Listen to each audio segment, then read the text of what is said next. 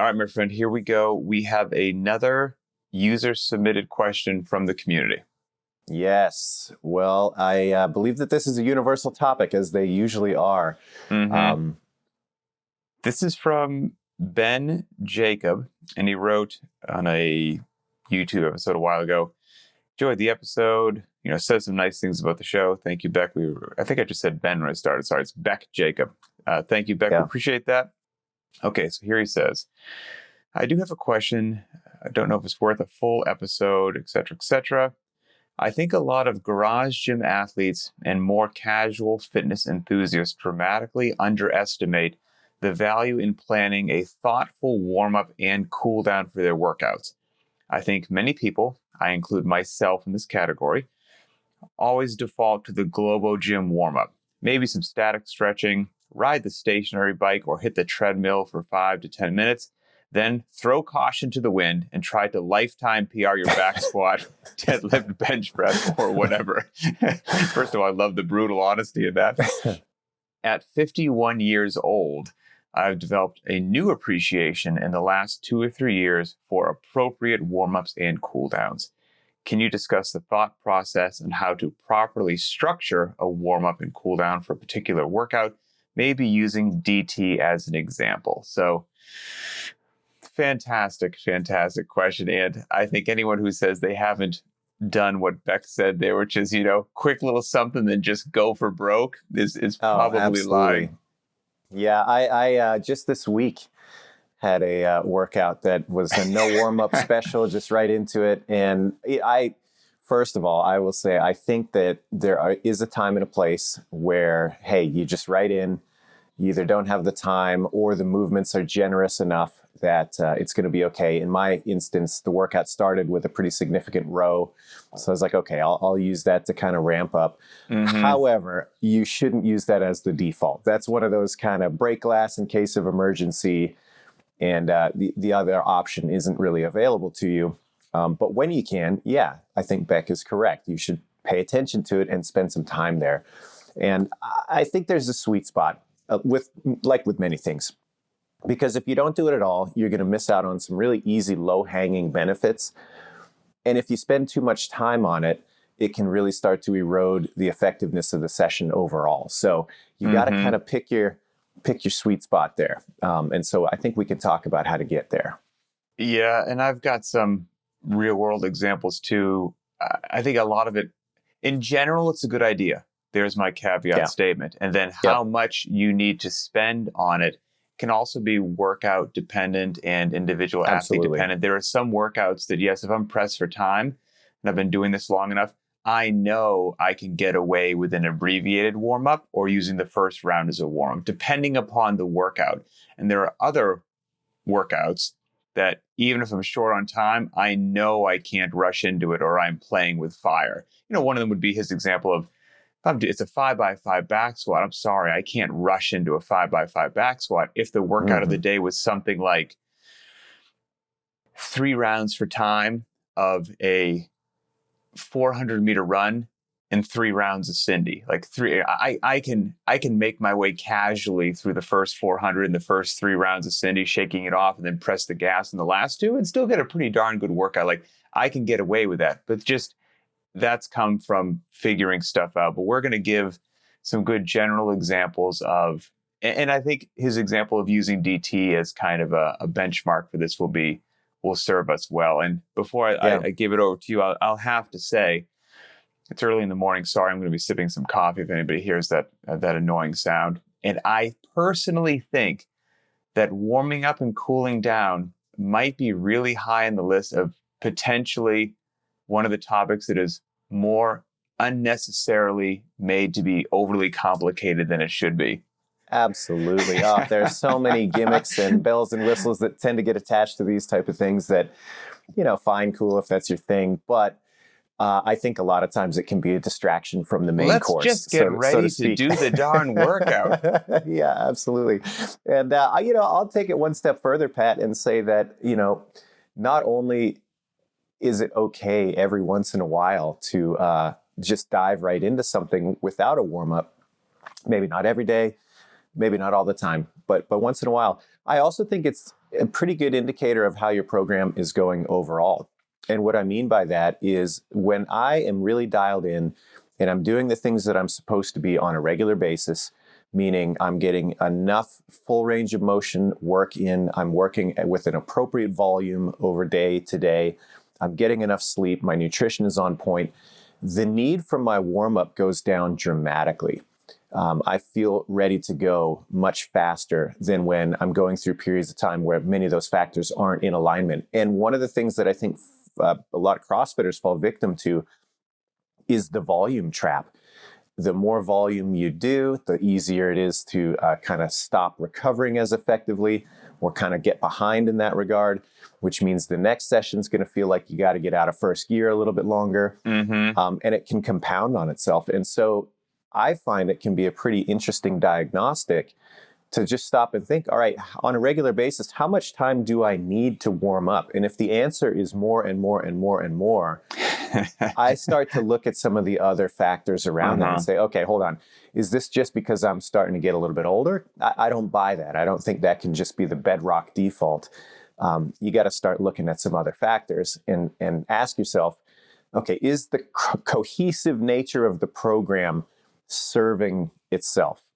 And that would be my nightmare if more and more time every day was needed to warm up. That would be my personal nightmare because I hate warming up. I despise it. I just want to get the workout done and get on with the rest of the day. Now, don't misread that statement.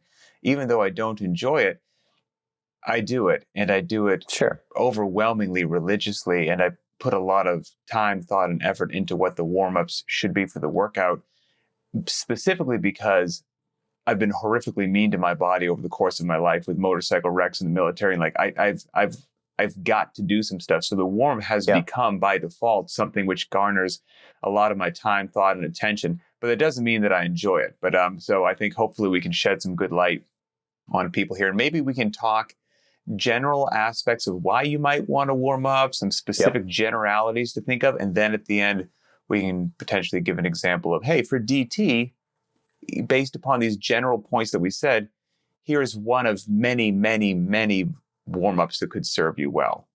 Yeah, absolutely. And it was interesting this morning. I dug out one of the old journal articles called A Better Warm-Up.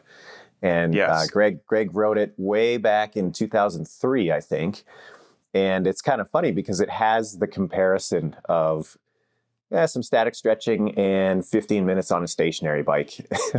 That's the standard kind of Globo gym warm-up versus what he was starting to call the CrossFit warm-up at that point, which, you know, in his words, was way more effective for developing skill, for elevating the respiration rate, for elevating your heart rate, for getting you neurologically primed for more intensity. All of these types of things that you're going to lack if you just hop on a machine and go for 10 minutes. It's not going to be quite as effective. So I would highly recommend somebody go back and read that. But in my opinion, I think you can kind of further divide into two pieces. You got like a general stage of your warm up and then a more specific phase. And maybe I'll pause there and kind of hear your thoughts. And then I can dive into those. Yes. So first of all, agreed. I think an oversimplification of what the warm-up is, you're just preparing your mind as well as your body to do the workout, whatever that workout happens to be. That's an oversimplification. I also think you can drive yourself batty because you might find a whole bunch of studies that contradict one another to different values of, does cooling down actually do anything? This type of stretching versus the other. And so again, you can drive yourself crazy. I personally am a big fan of taking those for what they're worth. You are your own little laboratory doing a lot of experimentation, and then it should become, over the course of days, weeks, or months, readily apparent what works well for you, your clients, and your members to truly get them ready, and then learn from that sort of procedure right there, that sort of empirical evidence. Yes, and also, like you said, the general warm-up versus the specific warm-up, that'll be a very classic thing that if you look into the topic of warming up, you will find as well. And separating into two things like that could treat you and your clients fantastic. I will, after I pass it back to you, I'll let you know that I have found over the years, I've really kind of enjoyed combining the two into some sort of a hybrid where I don't do like, okay, the general warm-up is over, everybody, and now we're shifting into the specific warm-up. I've found some ways to blend them together that maybe I'm biased, but I personally think are maybe a bit more efficient on time, a little bit more fun and engaging, and do a great job of accomplishing both tasks at the same time. Yeah, I agree. I don't think there needs to be a hard delineation between those two things. I guess what I would say is that the factors from both ends of that need to be represented. Just and cover so your factors, bases. Yeah, exactly. So the general warm-up factors that you want to try to cover would be to elevate your core temperature a little bit, get the blood pumping, get your respiration rate up, express the major joints of the body through a full range of motion, and excite the nervous system. I think that's one that people kind of look at with an unsophisticated eye, I'll say. The warm-up should not be one of two things. It should not be just an easy, breezy kind of ride on the bike. That's what you would do to cool down. That's going to, kind of keep things in a static state. It's not going to excite you for further intensity and further kind of open the system up. And on the other hand, you shouldn't be exhausted after the warm-up either. You shouldn't you shouldn't be exposed to so much volume that you're like, oh my goodness, okay, the warm-up is done. Now I got to work out. And I'll say in the early days, I was so guilty of just wrecking people with warm-ups. I remember in the early days coaching at San Francisco CrossFit and some of my personal training clients, oh my goodness, the warm-up was just way too extended and way too much. Well, there were those old CrossFit shirts. It sounds like you lived the message, which was our warm-up is your workout. Oh, absolutely. And learn from my mistakes back in those days. That's not the right approach. You should be able to take stock of somebody after their warm-up, and they should be alert, maybe a little bit out of breath, but generally speaking, they should have the body language and the appearance of like, this person is ready to go. This person is not fatigued and looking to go home. They're drinking a cool down shake, grabbing their bag and walking out of the gym like, whoa, that was just the warm-up, everybody. Right, exactly. Yeah. So then on the specific end of things, what you want to do is start to introduce the skills that are going to be, present in the workout. You want to prime those patterns. You want to prime those movements. And you want to try to refine as many technical deficiencies as you can before you start getting exposed to intensity. I think that's one of those things that's totally overlooked in a lot of warm-up stages is, hey, this is the time to really iron it out and get your movement flawless, because it's not going to get better once you start adding fatigue, time pressure, and intensity. Yep, for sure. And if people are wondering for some general guidelines as well, to cover those factors that you just said, again, this is not hardcore, but 10 to 15 minutes. I don't think you should be warming up. I think that's just a good general ballpark kind of feel. And we can just discuss the cooling down at the end.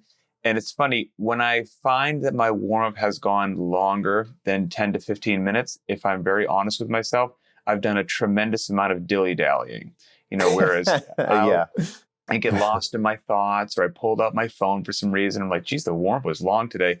And my wife will walk in and the warmth will take her 9 minutes. And I'm like, oh, right. I was just I saw something in the garage that needed to get cleaned up. I walked over there.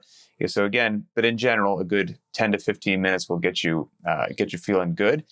And, that connecting the mind and the body and firing up the central nervous system, a good warm-up, maybe you don't even realize that that's happened. And a great example of that is a long time ago when we had Stefan Roche on the show for like a collegiate strength and conditioning coach. And he was saying that, that's happened when you walk into the garage stone cold in the morning, you grab the 45-pound barbell out of the rack and it feels so heavy and awkward. And then by the end of the warm-up, you're whipping around a 45-pound barbell. Nothing about the weight of the barbell changed, but you have woken up your body, your mind, the connection between the two, your central nervous system. And that's a great indication that what I'm doing is working and I'm getting ready to actually prepare myself for whatever the workout of the day happens to be. Yep. Absolutely. Well, I think kind of another interesting topic when it comes to warming up is, kind of crafting a unique warm-up every day versus having something that's tried and true. And I think both can be very effective. And I Mm-hmm. also recommend commonly to people that don't like to warm up, that have a hard time with it, more often than not, if you just have something that is consistent and you don't have to think about it, it's not another thing that you have to try to problem solve every time you go to the gym or wherever you're working out. Sometimes that can erode the barrier to doing it. And for years, again, I think the old classic CrossFit warm-up that was described in the article I mentioned was a great staple. And it was basically do some Samson stretches and do some basic gymnastics movements for a couple of rounds, and then you're good to go. And so it was really that simple. Samson stretches, do some back extensions on the GHD, do some air squats, do some push-ups, do some pull-ups, all at low intensity, all at numbers that aren't going to, break the bank. Couple of rounds of that. And like you said, it kind of fits that 10 to 15 minutes. You got some basic skill progression. All the major body parts are moving through a full range of motion, and the nervous system is starting to open up. So something like that to have in the back pocket when you're not really feeling, okay, I got a super specific thing that I need to be doing for this muscle up workout. I don't know what to do. Forget it. Just have something that is constant that you can just pull out and run with. That can be a great strategy. And well, I got a couple things that popped in my head. Now I'm gonna write something down here. Let's see. Okay. The first thing is, I also want people to know that these are general guidelines, right? And if you deviate from them a little bit, you're okay. So for example, generally speaking, for a general warm-up, passing your joints through a full range of motion is something that you would very much like to include. However, you might not pass every joint in your body through a full range of motion and still do a wonderfully appropriate warm-up. Maybe the workout of the day is a 7x1 shoulder press. I may not need to go below parallel to get really warm and beautifully ready for a 7x1 shoulder press. So we're giving you good general guidelines that you can apply to most things that you do. That's number one. Number two, you touched on having to maybe create a different warm-up every single solitary day. And every time a 5x5 back squat comes up, it's a new and revolutionary different way to warm up, which, hey, if as we always say, right, if that's your thing and you love it and it keeps you fired up, great. But we're also, generally speaking, not a big fan of novelty just for the sake of novelty. So what I would say is, if you find a way that works so well to get your midline and posterior chain and everything warmed up for a back squat, and it works like a champ, stick with that. And when the back squat comes up again, go to it. I mean, if it ain't broke, don't fix it, and that kind of thing. And then the other thing I would say is, sometimes it can be just as simple as do the thing. So for example, if you're going to get ready to go below parallel, you can get crazy whatever you want, or you just go below parallel, and if you're going to, what musculature you want to prepare for doing muscle ups is the exact musculature if you did a muscle up. Now, what I mean by that is, maybe you're not ready to, you're like, I don't know what to do. It's a dynamic movement. I can't just jump up in the rings and start doing it. I'm probably going to tear something. Fine. What you could do, if you had no other clue, is with a set of low rings that are like at ring dip height, with your feet on the ground, grab the rings, and with a tremendous amount of leg assist, so it's like 50% lower body, 50% upper body, gently start moving through that exact range of motion that the muscle up's going to be.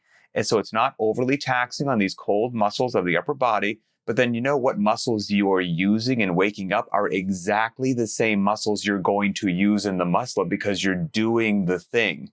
And so all of these things, you can make it as complicated as you want.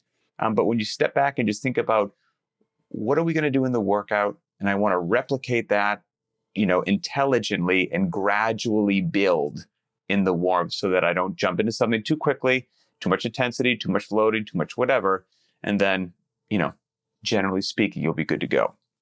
Yeah, I love that. And I think you're right on the money there with doing the thing is often.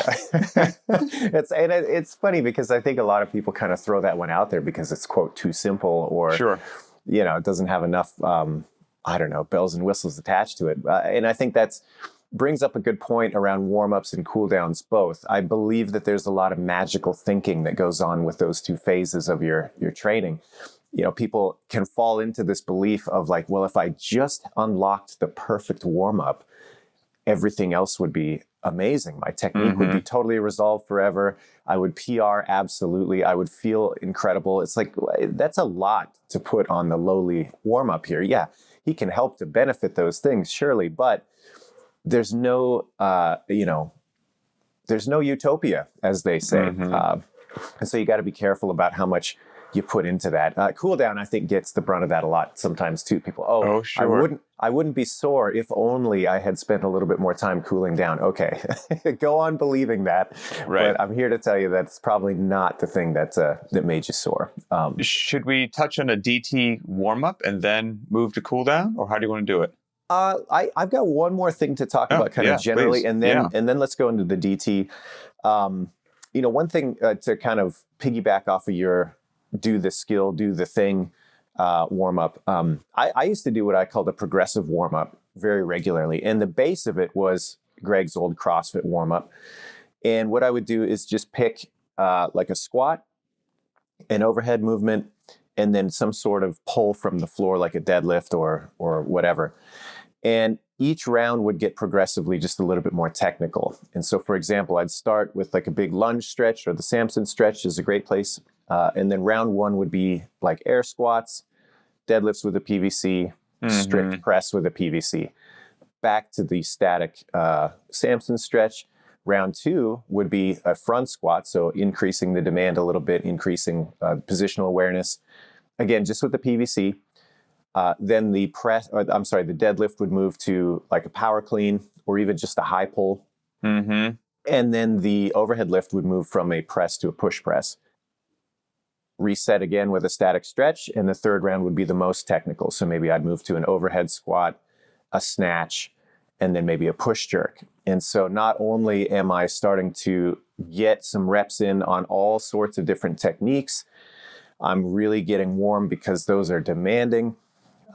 Even if the workout isn't going to feature some of those movements specifically, I'm getting some reps in. I'm getting those movements just kind of drilled in over and over and over again. That's going to pay off in dividends later when those movements do come up. So that was always kind of a fun approach that I would take, was this idea of like a progressive warm-up. And you can do that with a ton of different movements, where you start at the base of the skill and you go through a couple of rounds and you make it a little bit more complex every time you see it. So that's one way that I like to approach my warm-up.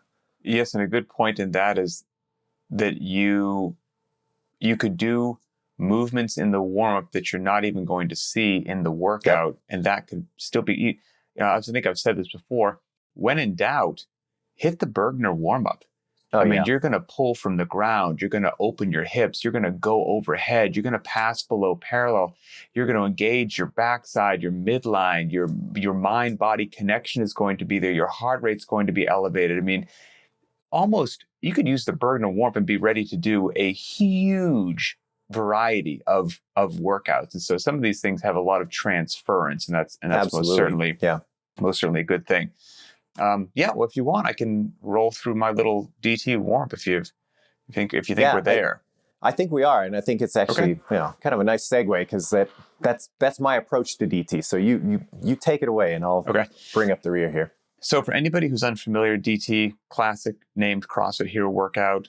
It's 5 rounds for time of 12 deadlifts. So we're pulling from the ground, 9 hang power cleans, which are just simply awful, and then 6 push jerks. And that's 155 for the men and 105 for the women is the prescribed loading. So you got a good loading on the bars for those movements, that rep range in 5 rounds and all that stuff. And so we'd like to be ready to pull from the ground. We'd like to be ready to open our hips. We'd like the backside all warmed up. We're going to go overhead. And so when DT's come up recently, a warm-up that I've done several times. I've done 3 rounds, not for time, right? So it's just 3 rounds of 1 minute of running, biking, or rowing, your choice, just 1 minute of some sort of that activity. And then what I say is increase your pace each round. So you're going to go row, bike, or run just a little bit harder in round 2 than you did in round 1. Again, you're not trying to set a world record. You're just gently ramping yourself up. So 3 rounds, not for time, 1 minute of running, biking, or rowing.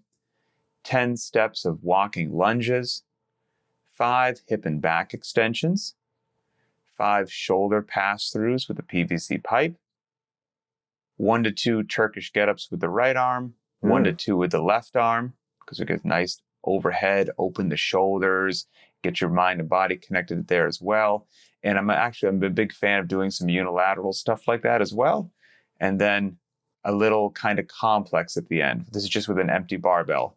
7 deadlifts into 6 hang power cleans into 5 push press. Very exactly what you're going to do in DT, but we're doing it with an empty barbell.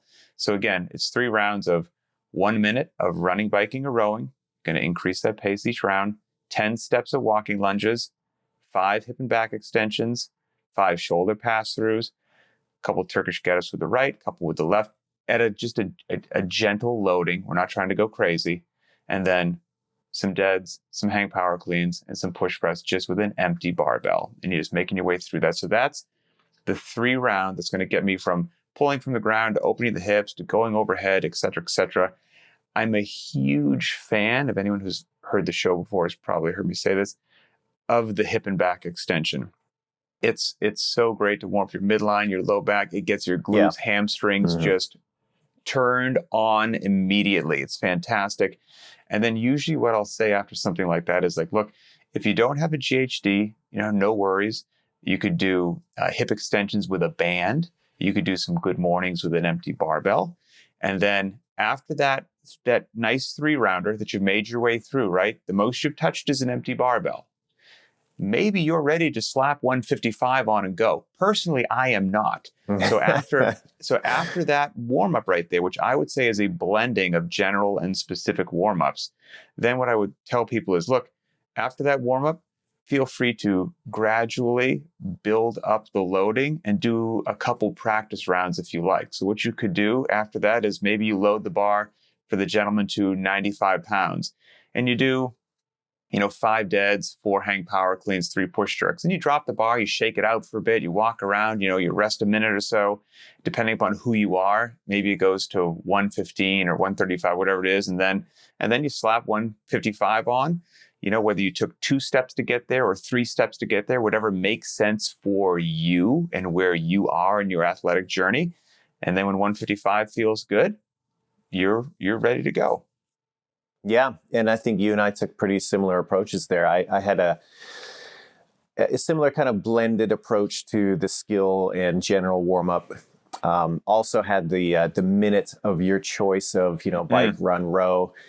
A little bit of a different approach, though. So first of all, I would pick a bank of 2 to 3 kind of big stretches that target an area for you that maybe isn't so great. So my favorites are, again, the Samson stretch, I think is a great one. The old below parallel with the hands on the inside of the knees, just letting the bottom of the squat stretch out. I know there's no squats specifically in DT, but trust me, that position is going to be invaluable for a workout that has this much volume on the barbell. And then an overhead stretch. It could be as simple as just some alternating arm swings overhead, or one of my favorites is just to get a box, kneel in front of the box with your arms straight on the box and just try to get your chest a little closer to the ground. That can help open up that overhead position. So once you have those kind of stretches that are nice for you in your back pocket, the workout is as follows. 1 minute on your choice, bike, run, row, just like you had, Pat. Nice, easy pace. Grab your open barbell.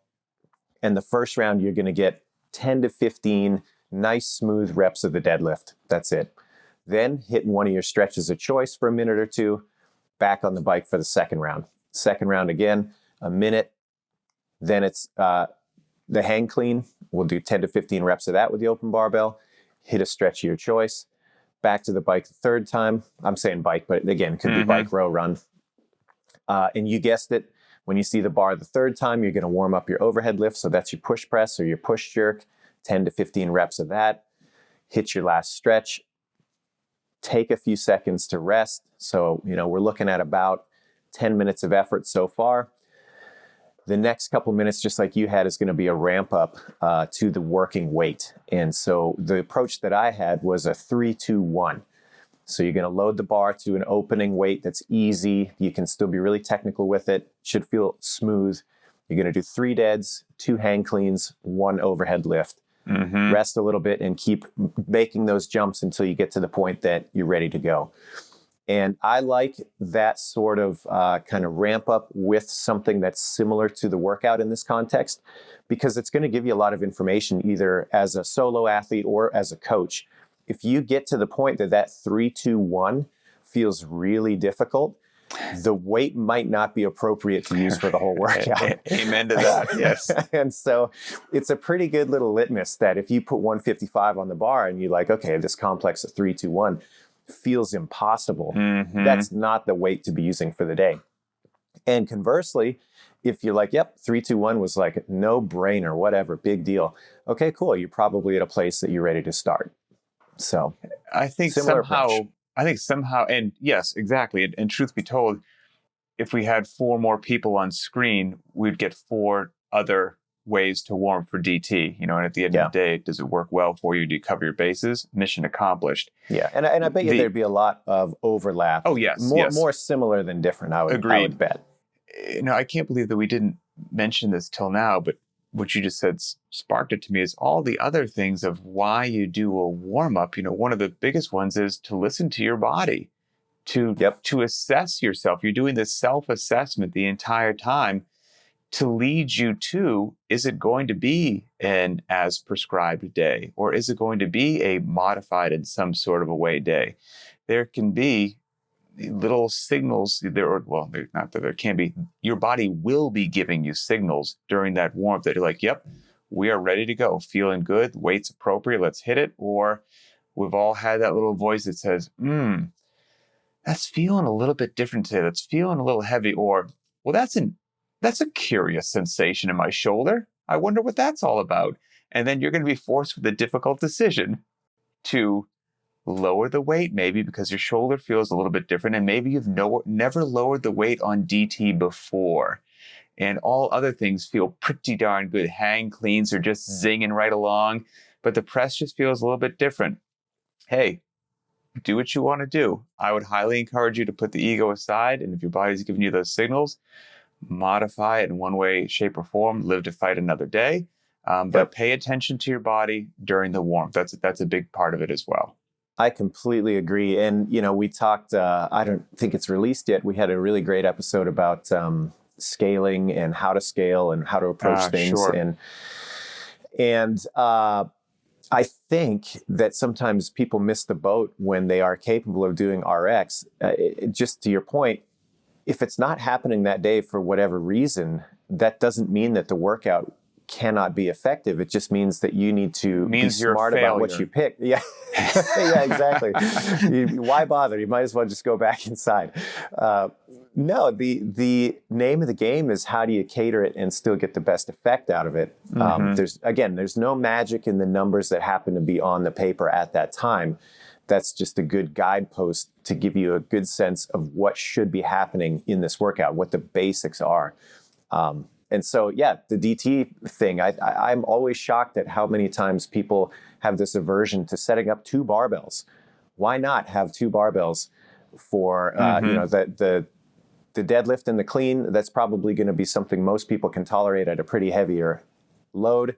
And the overhead position, if it's not happening, have a second bar set up for that at a reduced weight. Trust me, you're not going to be shortchanged by that. You're going to be fine. You're going to be fine. You're going to just do whatever's appropriately challenging for you. Yeah, I'll actually give you another one that I did recently, and this is a little off topic, but I'd warmed up, I was ready to go. The workout was supposed to be 10 calories on the row, 10 wall balls with a 30-pound wall ball. And my idea was that each one of those efforts back and forth, it should be a no-brainer that I could do 10 sets of 10 of each of those without a lot of rest and with unbroken sets. I thought that wasn't going to be a big deal. I got halfway through that workout, and it was not the day. It was not the day for that. I could tell that as I was approaching the later rounds, I was going to be taking some big breaks. I was going to talk myself into breaking up the set of wall ball. And so I said, you know what? No, what's going to be more effective, I'm going to cut the wall balls in half. And my brain tried to convince me, oh, five wall balls, why even bother? Why But even bother? yeah, but I talked myself back into it by saying, hey, what I'm working on today is taking no break between each set, and everything has to be unbroken. And if that can't be achieved, I've missed the mark. And so I need to modify to be able to do that. And sure enough, I modified it and I was able to hop right off the rower, hit those wall balls right back on the rower. Everything was done aggressively with good intent. And I wasn't sitting there feeling sorry for myself, well, until after the workout.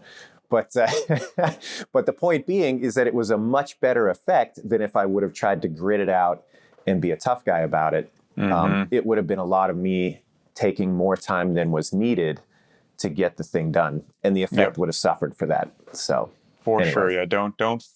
Don't fall in love with the plan. Yeah. The cool down. The old cool down. Yes. Sound good. So again, depending upon time or whatnot, but you could say in general 5 to 15 minutes as well. I always say this, it depends upon life and what else you have going on.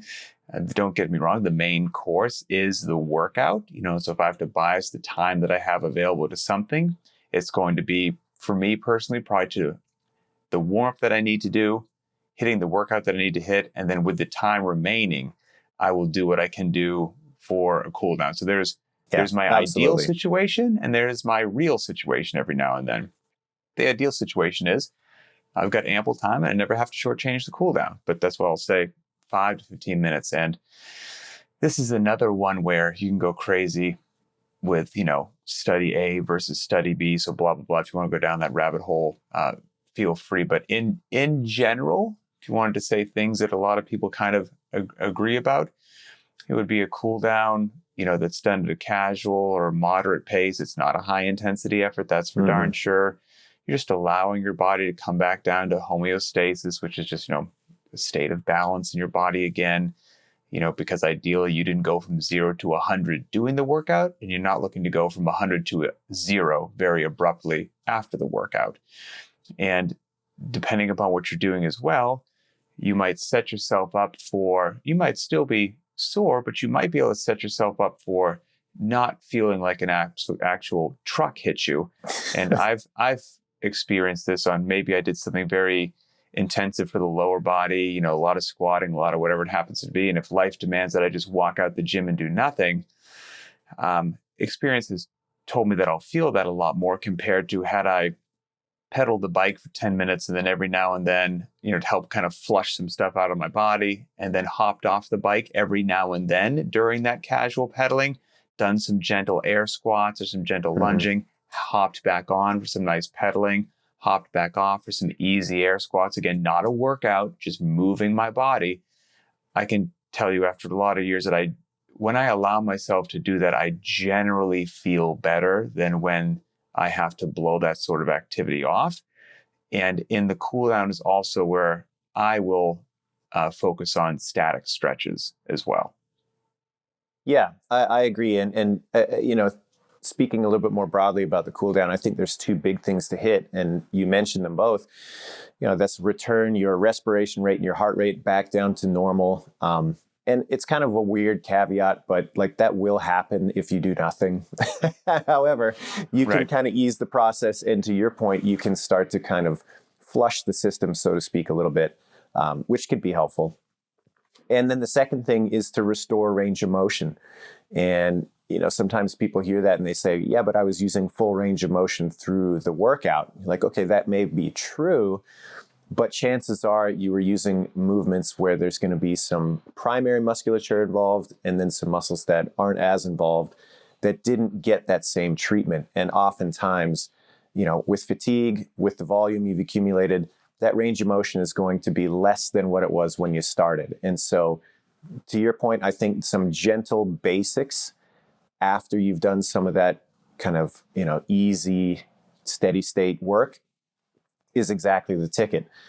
It's going to help to restore that range of motion, back to what it was when you're getting into that kind of optimal warm-up area. Because it is going to, it's not going to remain the same as you're putting your body through the physical, demands of the workout. So those are the two big ones: return heart rate and respiration rate, and try to restore your range of motion. Those are the two keys. And again, after you've been doing this for a while, you'll also know your own body as well. Because I can tell you, almost regardless of the workout, what I need to do to feel good is I need to stretch my hip flexors. I've got tight hip flexors based upon some injuries that I've had. I probably always will. And I can undoubtedly tell the difference between life forced me to just do the workout and go do something else and how I feel the next day versus almost regardless of what the workout is. I did a couple minutes per hip flexor. My low back feels better. I feel noticeably better. So you'll get to know yourself in your own strike zone, if you will, after a while of doing this. And I'll give you a real life example because there's the ideal textbook life and then there's real life that just doesn't care. Yep. So yesterday, the workout of the day that I had to do it's a named workout. I shouldn't say it's not super popular, but people might not know. It's Christine. There's 3 rounds. That's a good one. Yeah, 3 rounds for time. I might get the refs messed up. 3 rounds for time of a 500-meter row, 12 deadlifts at body weight, and 21 box jumps with a 20-inch box. Posterior chain, followed by posterior chain, followed by posterior chain, and some pulling as well. And it'll light you up. And I didn't have a ton of time. It's not an overly long workout, but I didn't have a ton of time. So my warm-up for that yesterday, because I don't know, if the day got away from me, I had to leave at a certain point to get my daughter from daycare. I looked at the clock and I was like, yikes, I got to go now. This is not going to be ideal. And my warm-up was dragged out the box, dragged out the rower. I put 135 on the barbell. Again, I know that for me, that's fine. I weigh 185. I was going to get there eventually. And it's not reckless or negligent for me to start deadlifting 135 cold. And I just did 30 seconds on the rower, 5 deadlifts, 5 box step-ups. That was round 1. Round 2, 30 seconds of rowing, but faster. 5 deadlifts still at 135. Again, another 5 box step-ups. Round 3, rowed even faster, slapped 185 in the bar, did 5 deadlifts to feel that, did 5 box jumps. And then I said, that's it. That's what I got for time. It took me less than 5 minutes. I got to go. And I hit Christine and I felt warmed up, to be quite honest with you. I felt just fine and set a lifetime PR by a few seconds. Nice. Yeah, it's great. But here's the rub. I had to go from that to immediately run into my truck and go drive to get my daughter. So all of that posterior chain work, it was just cement. When I get out of the truck to walk to the daycare place, I was like, oh no, I knew it. It's not ideal. I wish that wasn't how it happened, but it's just, that's how yesterday was. That's not normal. That's not my ideal. But hey, one of our goals in the show is not to lie to you. Real life can be messy every now and then. I chose to get in a workout with an abbreviated time. And I got no regrets. I'm a little tight today, but I'm okay. Yeah, and you still reap the benefit of that. And you got the nice little reminder that you can still pull out a PR every once in a while. I mean, that's really great. I wish that I had cooled down and stretched because again, it's just such a workout with so much interference in the backside. But hey, what are you going to do? Well, and hey, I guess as a nice counterpoint, that kind of illuminates the idea on the other end of why it's important to kind of restore range of motion. If you could choose a movement that's going to kind of fix range of motion, sitting in your truck is probably up there on the list. And so to go from, Mach 10 into just fixed in position for however long you were, that's probably the best illustration of not restoring range of motion. So no surprise that you're feeling that one a little bit. 100% agreed. Well, I think that's about all I got for warming up and cooling down in DT.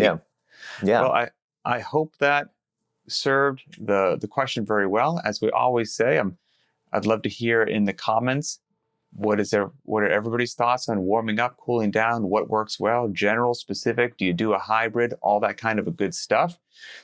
Thanks to everybody for listening on all the associated podcast platforms, but I'd love for you to head over to the btwb YouTube channel, find this episode, and post your thoughts and comments there because we read those and they drive content for future shows.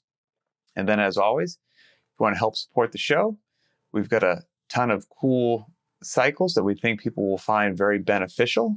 You can find the link to that in the show notes.